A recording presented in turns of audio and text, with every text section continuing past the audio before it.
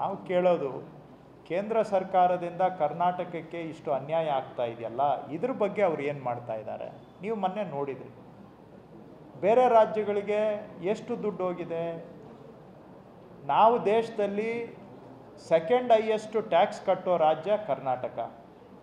ಕೇಂದ್ರ ಸರ್ಕಾರಕ್ಕೆ ದುಡ್ಡು ಕೊಡೋದ್ರಲ್ಲಿ ನಾವು ಟಾಪ್ ಸೆಕೆಂಡ್ ಪೊಸಿಷನಲ್ಲಿ ಇದ್ದೀವಿ. ಆದರೆ ಕೇಂದ್ರ ಸರ್ಕಾರದಿಂದ ಕರ್ನಾಟಕಕ್ಕೆ ಬರೋ ಹಣ ನೋಡಿದರೆ ಲಾಸ್ಟ್ ಪ್ಲೇಸಲ್ಲಿ ನಾವಿದ್ದೇವೆ. ಯಾರು ಕೇಂದ್ರ ಸರ್ಕಾರಕ್ಕೆ 6,000 ಕೋಟಿ ಕೊಡ್ತಾರೆ ಅವ್ರಿಗೆ 30,000 ಕೋಟಿ ವಾಪಸ್ ಬರುತ್ತೆ. ನಾವು 30,000 ಕೋಟಿ ಕೇಂದ್ರ ಸರ್ಕಾರಕ್ಕೆ ಕೊಟ್ಟರೆ ನಮಗೆ ಬರೀ 6,000 ಕೋಟಿ ಬರುತ್ತೆ. ನಿಜನಾ? ಈ ಅಂಕಿ ಸಂಖ್ಯೆ ನೀವು ನೋಡಿದ್ದೀರಾ? ಈ ಅನ್ಯಾಯ ಯಾಕೆ? ಮಾನ್ಯ ಕುಮಾರಣ್ಣ ಅವರಾಗಲಿ ಪ್ರಹ್ಲಾದ್ ಜೋಶಿ ಅವರಾಗಲಿ ಸರ್ಕಾರ ಬೀಳಿಸಲಿ, ಅದರ ಜೊತೆಗೆ ಈ ಅನ್ಯಾಯವನ್ನು ಸರಿ ಮಾಡಿ ಕರ್ನಾಟಕಕ್ಕೆ ನ್ಯಾಯ ಕೊಡೋದಕ್ಕೆ ಯಾಕೆ ಪ್ರಯತ್ನ ಮಾಡ್ತಾ ಇಲ್ಲ? ರಾಜ್ಯ ಸರ್ಕಾರ ಜೊತೆ ಕೈ ಜೋಡಿಸ್ತಾ ಇಲ್ಲ, ಇದು ರೀ, ರಾಜ್ಯ ಸರ್ಕಾರ ಕೈ ಜೋಡಿಸ್ಲೇ ಇಲ್ಲ ಅಂದ್ರೆ ಕರ್ನಾಟಕಕ್ಕೆ ನೀವು ಮುಖ್ಯಮಂತ್ರಿ ಆಗಬೇಕು ಅನ್ನೋರು ನ್ಯಾಯ ಕೊಡಿ ಕರ್ನಾಟಕಕ್ಕೆ. ನಾವು ಮಾಡಲಿಲ್ವಾ? ನೀವು ಮಾಡಿ, ನಿಮ್ಮ ಕೈಯಲ್ಲಿ ಅಧಿಕಾರ ಇದೆಯಲ್ಲ.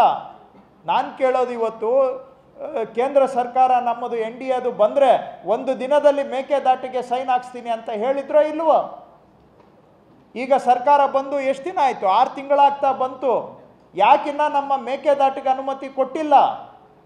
ಅಪ್ಪರ್ ಭದ್ರಾ ಯೋಜನೆಗೆ, ಕುಡಿಯೋ ನೀರು ಯೋಜನೆಗೆ 5,300 ಕೋಟಿ ಸೆಂಟ್ರಲ್ ಗೌರ್ಮೆಂಟ್ ಕೊಡಬೇಕು.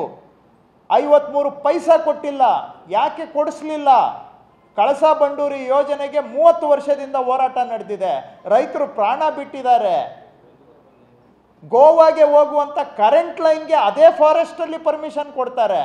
ಆ ಕರೆಂಟ್ ಲೈನ್ ಹಾಕ್ಬೋದು, ನೀರನ್ನು ತಗೊಂಡು ಬರೋಕ್ಕೆ ಅದು ಫಾರೆಸ್ಟಲ್ಲಿ ಕರ್ನಾಟಕಕ್ಕೆ ಪೈಪ್ ಹಾಕೋದಕ್ಕೆ ಪರ್ಮಿಷನ್ ಕೊಡೋದಿಲ್ಲ. ಇವೆಲ್ಲ ನ್ಯಾಯ ಕೊಡಿ ಕರ್ನಾಟಕದ ಜನಕ್ಕೆ. ಸುಮ್ಮನೆ ಅದು ಸರ್ಕಾರ ಇರೋದು ಅವ್ರ ಕೈಯಲ್ಲಿ. ನಾವು ಹೇಳಿದ್ವಾ ಒಂದು ದಿನದಲ್ಲಿ ಸೈನ್ ಹಾಕಿಸ್ತೀನಿ ಅಂತ ನಾವು ಹೇಳಿದ್ವಾ?